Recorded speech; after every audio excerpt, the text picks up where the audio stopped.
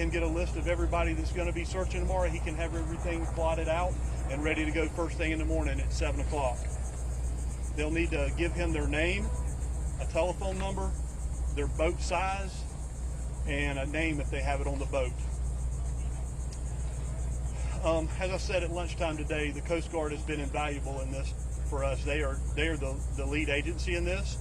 They are directing our operations, and they have just been nonstop putting resources into this area trying to find our brother firefighters. Captain Vaughn is going to come now and speak to you about their operations. But again, Captain, I want to thank you for what y'all are doing. It's just unbelievable what you're putting forward for us. Thank you, sir. Thank you. So as Chief Powers said, we've been out there searching again all day today. We've had, after we found the bag yesterday, and we were able to shrink our search zone down somewhat back to this localized area where the equipment bag was found, and then apply the drift to that to search throughout the day.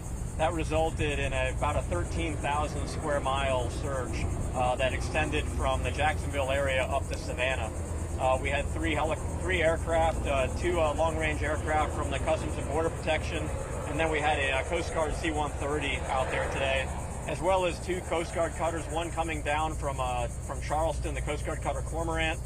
We had a ship coming up from Sector Miami, the William Flores, and then I also had another cutter out there, the Ridley, that has been underway all day under that search effort and coming in from each direction. We will continue through the evening. We have a couple of more aircraft, both from Customs and Border Protection and the Coast Guard, going up this afternoon and into this evening. And we've got 3 ships remaining out there, all of which those ships will remain overnight as we'll search through the night, as we've been doing since Friday, in preparation for any continued searches tomorrow. And that's kind of our that's as much as we know at this point, based on what we may learn overnight, and that'll help us steer in a new direction tomorrow as we look for Brian and Justin. Thank you. Were you expecting to find more after finding the tackle bag yesterday? That was obviously our hope, is to find additional clues, because anything we find at this point helps us to confine that search area. The biggest challenge we have at the moment is the current. And as you start to bring together that Gulf Stream current with the inshore current that happens just north of here, it really expands our search zone rapidly. So by finding anything in this area, or by finding anything at all, it allows us to kind of focus those efforts. Whereas without additional clues, the area becomes really vast, very fast. A voter told us earlier today that they may have found a debris field. Could you confirm or deny that right now? So we've been getting reports really now coming since Saturday about debris being found out in the water. And I'll tell you that from the search and rescue standpoint, that's not at all unusual.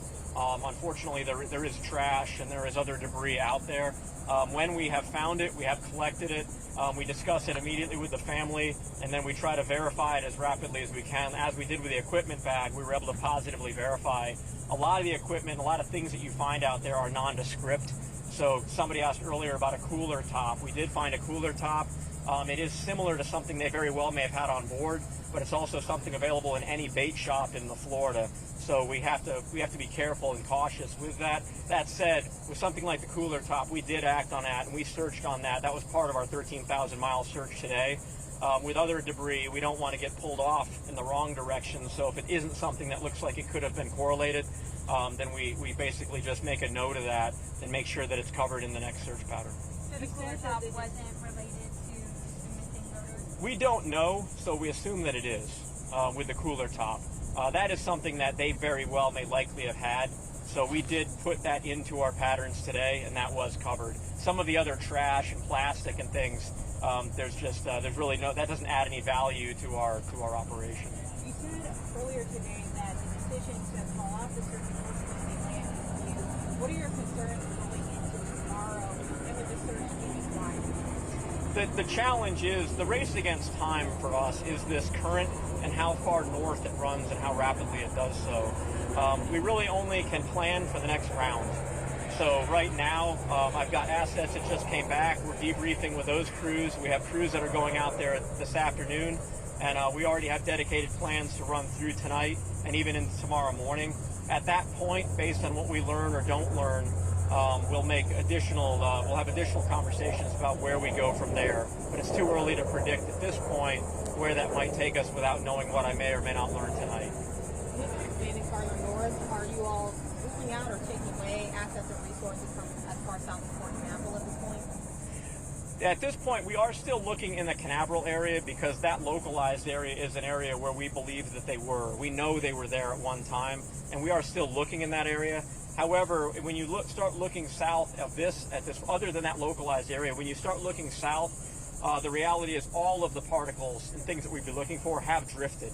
So the southern searches, there are less search activity going on down there, and more as we start looking to the north, because everything at this point really does converge and push north. You guys need as many volunteers as you can get tomorrow morning?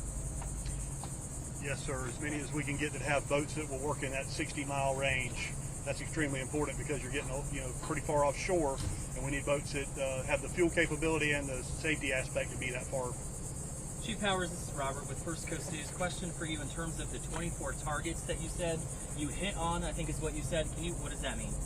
So the aircraft that we had up, not Coast Guard assets, but the aircraft that we had up, spotted 24 items. That information was relayed to the Coast Guard, and they take it from there. And I'm assuming you're wanting people to meet here at 7 tomorrow? So the ones that we are going to have boats going out of here. The volunteers we're asking for in the Brunswick and Savannah areas can call in to Chief Barrow. He will leave them going out of their home ports, but direct them from here. Is this still being labeled a search and rescue mission? Absolutely. Absolutely.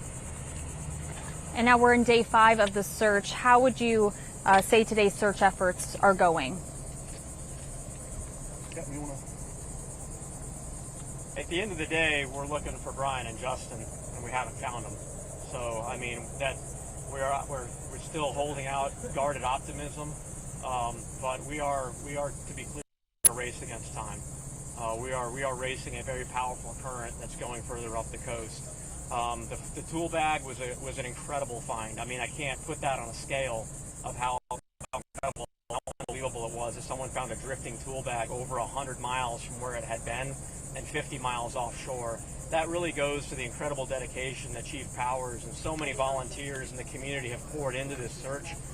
It's not normal that you'd find a tool bag like that. That allowed us to completely re-rack our plans overnight and put dedicated assets over an area where we knew we found something. And I can't even put a value on that. Unfortunately, with each day as you go forward, that clue becomes a little bit older, and we're desperately looking for something else that'll get us to Justin and Brian.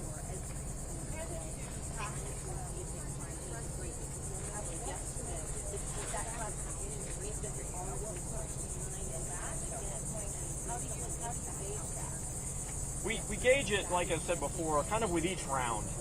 So as we learn with each round of searches and we come back and we continue to look at the drift as the drift goes forward, we continue to search until there's no reasonable expectation that we're going to be successful.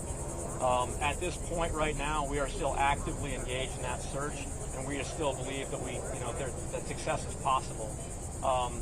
As we look tomorrow, as we look into this evening and into tomorrow, we'll continue to reevaluate based on what we're able to find. I would say the next 24 hours are absolutely critical, and I can't put it any clearer that we are absolutely in a race against time at this point. Are search efforts still focusing on the surface of the water? Absolutely. Our searches absolutely remain on the surface at this point. And we're using some of the most sophisticated technology that I've ever had at our disposal. The Navy P-8s from Naval Air Station Jacksonville, the Customs and Border Protection P-3s and C-130s. We have Coast Guard aircraft coming in from 4 different locations, and we've got a fast response cutter, one of the more technologically advanced Coast Guard cutters in our inventory, coming up from the south from Miami is on the search today, as well as several coastal patrol boats that we have here. We are applying absolutely everything that the federal government can throw at this right now, along with our state and local partners, and with Chief's team really looking at that inshore piece has allowed us to focus even further out, and the collaboration between us and our partners all the way up and down the coast is really what's made this all possible so far. We couldn't be doing more than we're doing. about hospital? Just curious, like all that federal resources. How do you get all of that here for these two men? We have an incredible network of partners, to be honest with you. We have a fantastic relationship with the Navy. Customs and Border Protection is in my building. That's a fellow DHS partner. And part of this as well, is we also know we're looking for fellow first responders. And, and even though we would, to be honest with you, we would apply the same amount of effort to any lost mariner, there is something to be said about knowing that we're looking for fellow firefighters, fellow first responders. That means something to everybody. It means something to the community. It certainly means something to our team. As I said, this is what we do. We like to think that we're the best at it, and we're going to continue with everything that we can throw at this until we reach a point where we just realize we can't be successful. Your first name for us, please. Mark. Mark. M-A-R-K. Okay. I'll close with this. I just want to say again to the community that's watching, thank you very much. You're making this possible. And without the community's support in this, we could not do what we're doing. So I just want to thank you again. Thank y'all. And you'll head out at 7 a.m. tomorrow? Chief, unless breaking news happens, are you expecting another news conference today? Thank you.